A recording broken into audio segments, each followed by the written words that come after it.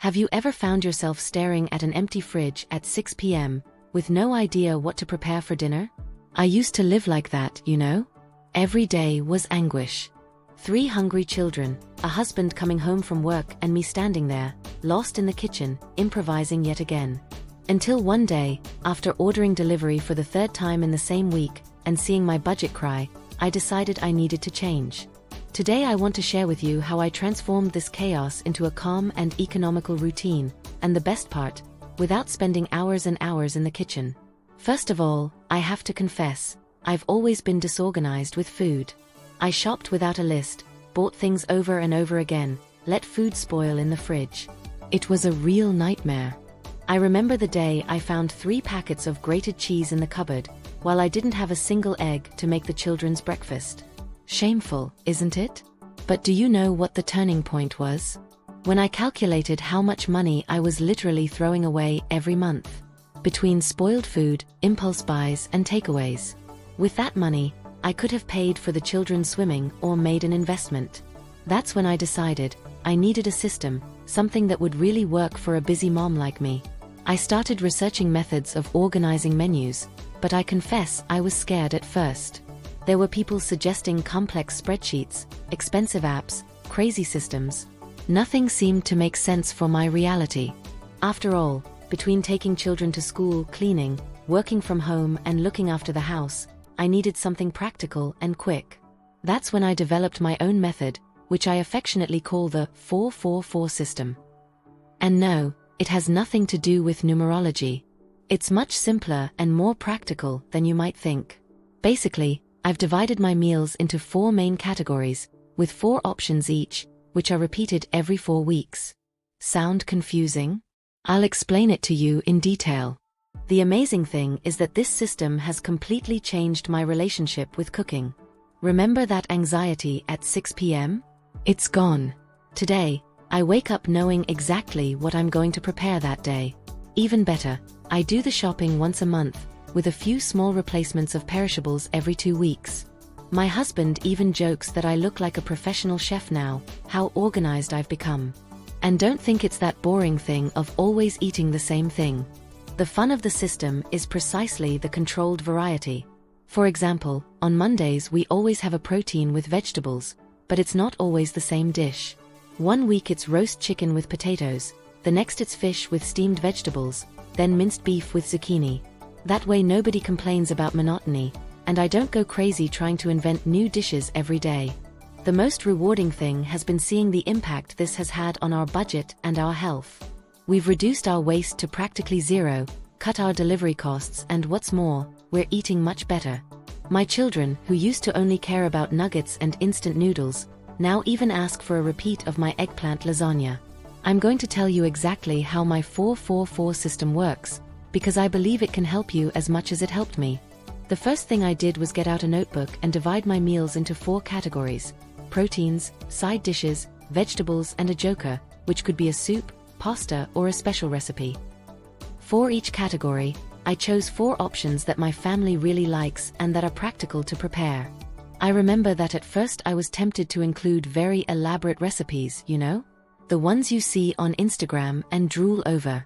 But I soon realized that in real life, with 3 small children and 1,000 tasks to do, the thing is to keep it simple.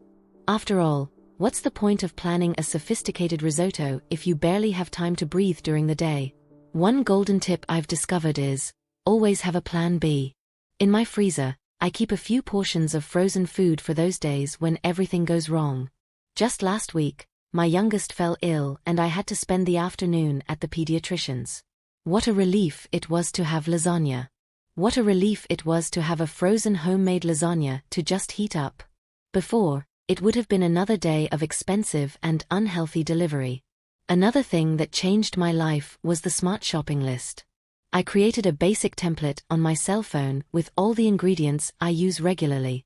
Before I go to the market, all I have to do is take a quick look at what's missing and add or remove items. No more spending 2 hours making a list or worse, going shopping without planning. The secret is to prepare in advance. Every Sunday evening, after the children have gone to sleep, I take 30 minutes to organize the week. I check the menu, make a shopping list if necessary, and leave some things pre-prepared. For example, I wash and sanitize all the vegetables, separate protein portions and freeze what won't be used in the next few days. It sounds like a lot of work, but it's actually an investment of time that saves me precious hours during the week.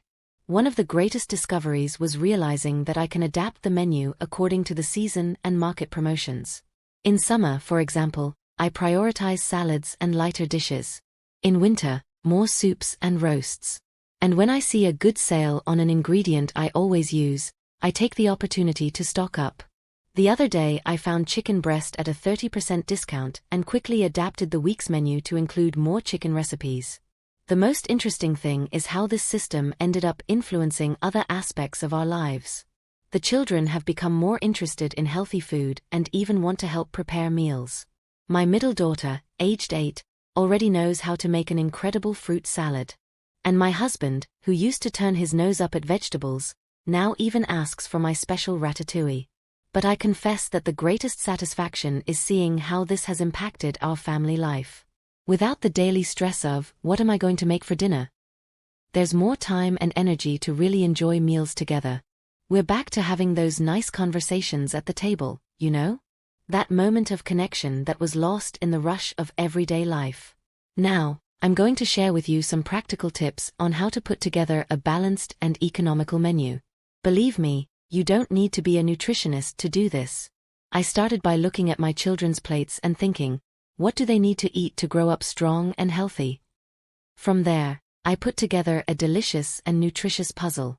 One golden rule I've adopted is, every main course should have a protein, a carbohydrate and at least 2 types of vegetable. Sounds simple, doesn't it? It really is. For example, one night it could be grilled chicken, protein, brown rice, carbohydrate, steamed broccoli and grated carrots, vegetables. The next, it could be a delicious beef stroganoff, protein, baked potato, carbohydrate, lettuce and tomato salad, vegetables. But I confess that I had a hard time with vegetables at first. My eldest son would frown at the sight of a green leaf on his plate. That's when I discovered the power of transforming vegetables. Instead of serving broccoli whole, for example, I started chopping it up and mixing it with rice. Or I would make a colorful mashed potato, mixing potatoes with carrots or pumpkin. It was amazing to see how much they ate without realizing it. One strategy that worked really well was to involve the children in the planning. Every Friday, I hold a family meeting where everyone can suggest a dish for the following week. It's amazing how excited they get to eat something they've chosen themselves. Of course, sometimes they ask for pizza or hamburgers, but then we negotiate. Okay, we can make a homemade pizza on Saturday, but with lots of vegetables and low-fat cheese. This way, they feel they have a say in decisions and are more open to trying new things. Speaking of experimenting, I've established the brave little bite rule. Every time there's a new ingredient on the plate, everyone has to take at least one bite before saying they don't like it. I can't tell you how many times I've heard "Mom, that's yummy," after a look of suspicion. My youngest, who swore he hated zucchini, now asks me to repeat my zucchini soufflé with cheese. One thing I realized is that presentation makes all the difference. I started playing with colors and shapes on the plate, making faces with the vegetables or putting together rainbows of salad. It's amazing how a simple visual change can turn a meal into something fun and attractive for children, and adults too, let's face it. Another valuable tip is to use one ingredient in several different meals. For example, if I buy a whole chicken, I use the breast to grill one night, the thighs to roast on another, and with the rest I make a soup or broth to use as a base for other dishes. In this way, I save money and time, as well as reducing waste. Speaking of waste, I've learned to be creative with leftovers. That leftover rice from lunch? It turns into delicious baked rice the next day. Cooked vegetables can be turned into a creamy soup. I even use vegetable peelings to make a nutritious broth. My mother-in-law was amazed when she tasted my banana peel cake. She had no idea it was possible. One discovery I made that changed my life was the power of herbs and spices. Before, I thought that healthy cooking meant bland food. What a mistake. I started experimenting with different spices and saw how they could turn a simple dish of rice, beans and egg into something special. Thyme, rosemary, curry, paprika. Every day is a new flavor adventure at home. Now let's talk about how I organize my shopping and food storage. This part is crucial, because there's no point in having an incredible menu if you don't have the right ingredients at the right time, is there? First, I set a fixed day for major shopping. In my case, it's every first Saturday of the month.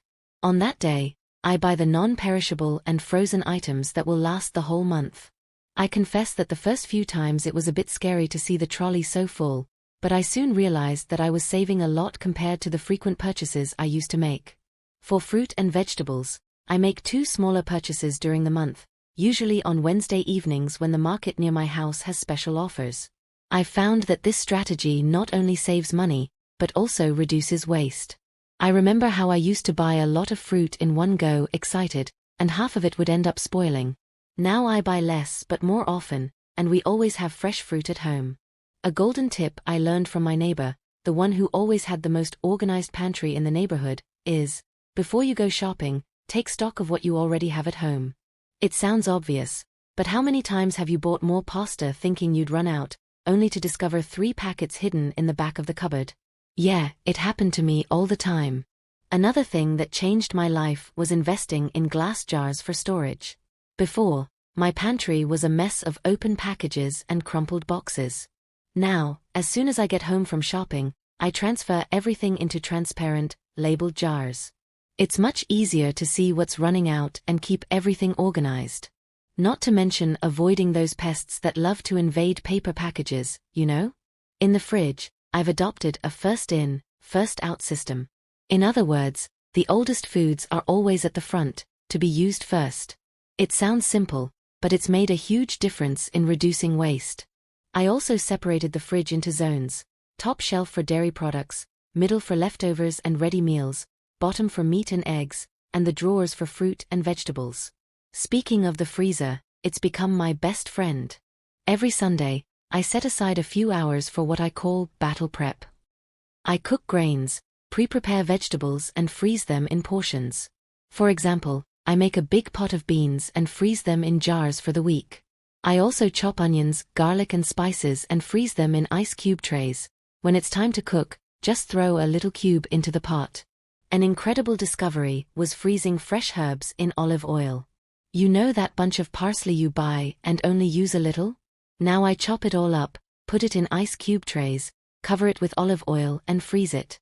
When I need it, I just take out a cube and throw it in the pan. The flavor is preserved and I don't waste any more. For the children, I created the autonomy drawer in the fridge. It's a drawer at their height, where I put yogurt, washed and cut fruit, vegetable sticks. Everything they can pick up by themselves for a quick and healthy snack.